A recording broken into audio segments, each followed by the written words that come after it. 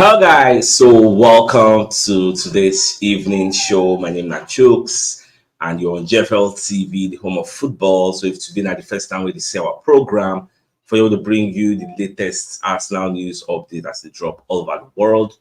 So the first news of this evening, namely the fact say Fabrizio Romano, Baba going to give us new updates for Arsenal. So Baba to say Arsenal are in the markets for a fullback this January. So Babakwa explains say get so many names are being considered, and at the same time, some are too expensive, and say it is very, very important to see how this January transfer window will go because Arsenal under Ateta, they look say they did very, very short in some areas, especially that fullback. Look at the left back, we have Odezinchenko, and Zinchenko no dey as reliable as we think. Then look at our right back. We get Tomiyasu, we get Ben White, we get Cedric Suarez. Ben White's versatility, they operate right back, left back. When you remove that Tomiyasu, now they're going to say we no get cover. So Tomiyasu's versatility now they help us in so many ways. Where they help us cover for some areas to give us that freedom, that leeway to do things we like. But I see no day because everywhere on the day like say they close down. So Romano can say yes.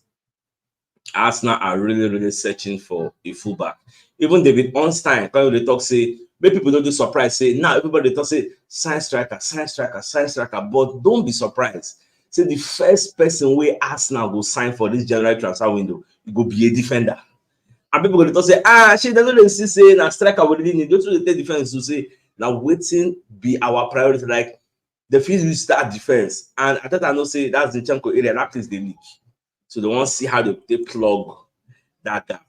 Now, I'm going to get some new information about this player of Getafe, this Borja Mayoral. So, when they say Getafe, according to court offside, they say Getafe, they insist, say, they're not going to listen to any offers from Mayoral this month. This guy just scored 14 goals in 22 games, so they say they don't want to sell the player this month. But at the end of the season, they're going to open to selling the player. Although football insiders they bring their own like different dimension to the news, say Getafe if they carry money put for their fronts, they may likely listen to like the offer. But for now, make I just take the way cut offside. They talk say Getafe say they don't want to sell, and me I quite understand because this is January. Most people know they like to sell their prize assets for January, so something we say you're not supposed to come as a surprise to us. After all, Jebina Crystal Palace won't sign, and in case I will say no. Don't say we don't want to sell the player, but we don't want to lose him in January because Gabriel Jesus be like -1. Yes, Gabriel Jesus don't come back. He never Dubai, they train, but for how long? When will he go back to the treatment table? Like I can't beat my chest and say we play next 10 games without getting injured. That's how like unreliable he is to us. Not be in terms of playing, no, but in terms of the injury record. You're going to be happy say yes, he don't come back. But given the next 10, 15 games now, don't say he don't go back to injury. So if he go now, in now on and off, you know, only Eddie Nketiah be the like out and out striker we already get, we not really get that kind lengthy injury problems. So that is why Arsenal no one lose Eddie Nketiah. So no just see what's in the transfer window hold for us.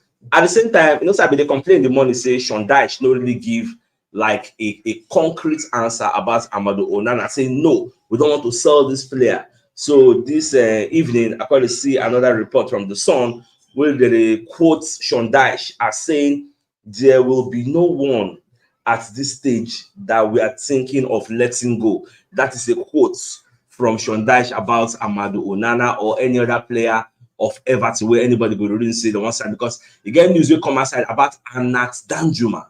Is a player of Everton. So I believe saying I make Sean Dyche come put out this and say, you know, where all these rumors, all these talks they come from. Say, you don't get anybody for this club where we won't sell at this moment.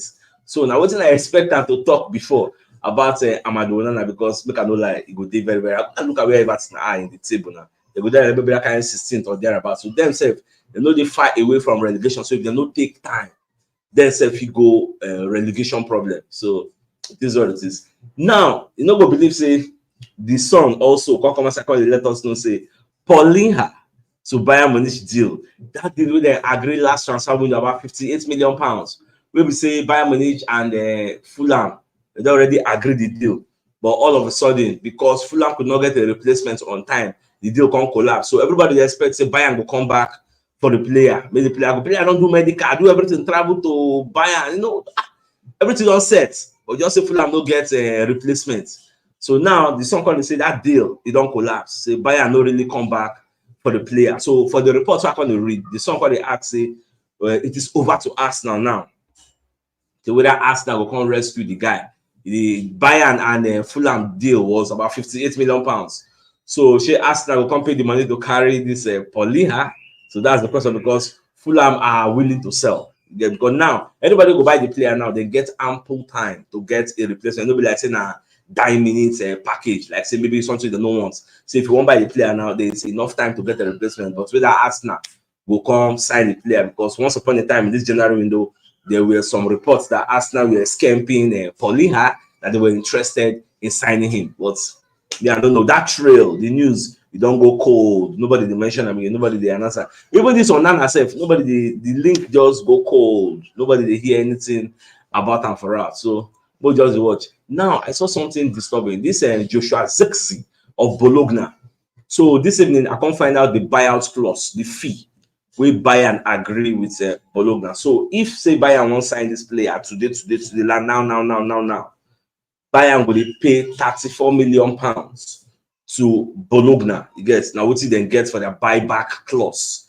But if Arsenal won't sign the player, Arsenal are going to be adding 15 million pounds more, about 50 something million pounds to sign the player. Say like what you will 15 million pounds and above. Like it will cost Arsenal 50 million plus. And it will cost Bayern 34 million pounds. So because of the contract with Bayern agree with Bologna. But that does not mean say they go sanction them because now what if they confuse me about all this buyback clause? What if Bayern trigger them and the player say no, you go Bayern? What happens next? You get should they go compel the club to honor the agreements? Like is it just one-way traffic? Like whether the player likes it or not, if Bayern just trigger and the player will go because I remember vividly Chelsea trigger or release contract in buyout clause, trigger the release clause. But instead, Crystal Palace were very, very angry and said they don't go accept. They throw away the agreements. Then they can instead increase or release contract, give them a contract extension, or increase in clause. So that one can teach me that to say, no be guarantee say because you trigger somebody buyout clause, now you say the player will join you.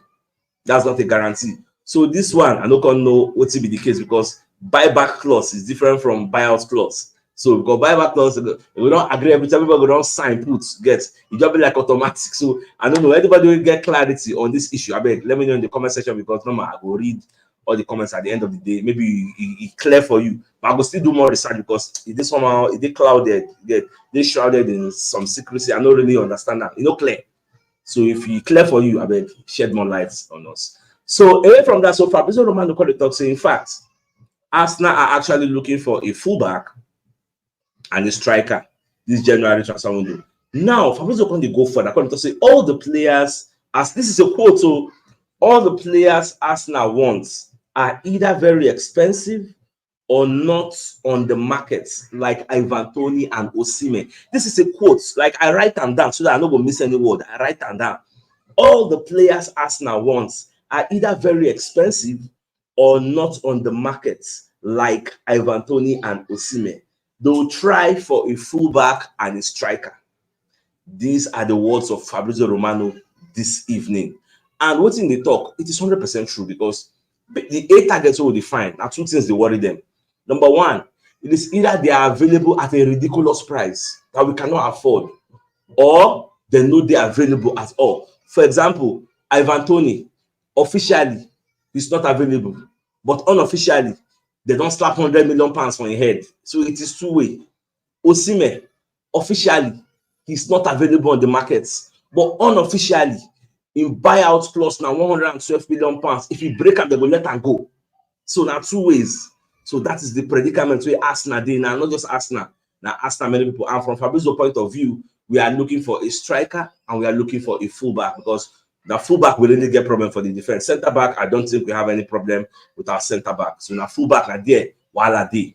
Midfield is still manageable, still decent. We can still survive. You get. So, but for the striking department, now there we get the major of our issues. So we'll just see how Arsenal will address everything.